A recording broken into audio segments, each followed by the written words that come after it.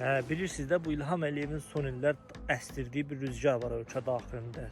Türkçülük, turançılıq, milliyyətçilik ayaqoyma gəldi və sən demə atası kommunist Heydər Əliyev, ondan sonra atabala Azərbaycan dövlətini institusional olaraq aparıb Rusiyanın qucağına oturdan bu Əliyevlər sən demə tabini qədimdən türkçü imişlər, turançı imişlər.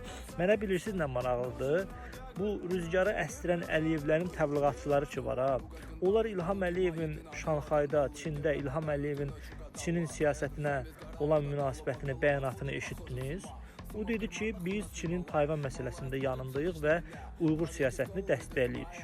İnanmırsınız, açın, oxuyun, baxın. Adam deyib, Uyğur türklərinə də Çinin hansı başına oyun açdığını, onlara hansı qeyri-insani hərəkətlər elədiklərini, onların necə vəhşicəsinə assimilyasiyaya məruz qoyduqlarını bütün dünyanın hüquq müdafiəçiləri bu dəqiqənin özündə də barbar bağırmaqdadılar.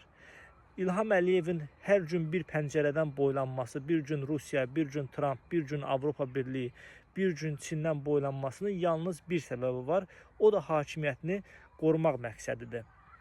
Ona görə də məsələn əvvəlki o türkçü iclaslarda Ərdoğanın, İlham Əliyevin də iştirak elədiyi, Orta Asiya ölkələrinin iştirak elədiyi o Turan birliyi ki deyirlər, biz yaratmışıq Türk Dövlətləri Birliyi. Əvvəl ona Lavrov salam göndərirdi, eşq olsun, salam göndərirəm, Altay dağları, türklərin ata yurdu Rusiya ərazilərindədir. Bu gün də sən demə, Çin pəncərəsindən baxandan sonra məlum olur ki, İlham Əliyevin və onun təbliğatçılarının türkçülüyü kitayskimiş. Bunların ideologiyaları da kitayskidir. Özləri də kitayskidir. İnsanlıqları da kitayskidir. Hər şeyləri kitayskidir. Və bu özü onu sübut eləyir ki, bu arqument Şanxay Əməkdaşlıq Təşkilatına yığılan dövlətlərin başçıları ancaq korporativ, taktiki maraqlara görə bir yerdədirlər.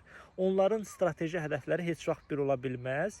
Onların yalnız bir istəyi var, qərbə güc göstərmək ki, öz demokratiyanızı bizə ixrac eləmirsiniz. Biz də öz xalqlarımızı rahat çapıb talayırıq, onlara zülm eləyirik və əbədi olaraq öz hakimiyyətlərimizi sürdürürük və salam. Ona görə də bu kontekstdə bir-birinə ideoloji bağlı olan Qərblə, Avropa Birliyi ilə, Amerika Birləşmiş Ştatları ilə, Şanxay Əməkdaşlığı Təşkilatındakı kitayski dövlətləri və dövlət başçılarını müqayisə eləməyi, güc müqayisəsi aparılmağını düzgün hesab eləmirəm. O təşkilata biraz görüntünü qatan oradakı Hindistanın iştirakı olub. Bildiyiniz kimi də ki, Hindistan demokratik bir ölkədir və yaxın tarixdə seçkilər keçiriləcək və Hindistanın orada iştirak eləməsinin bir səbəbi var ki,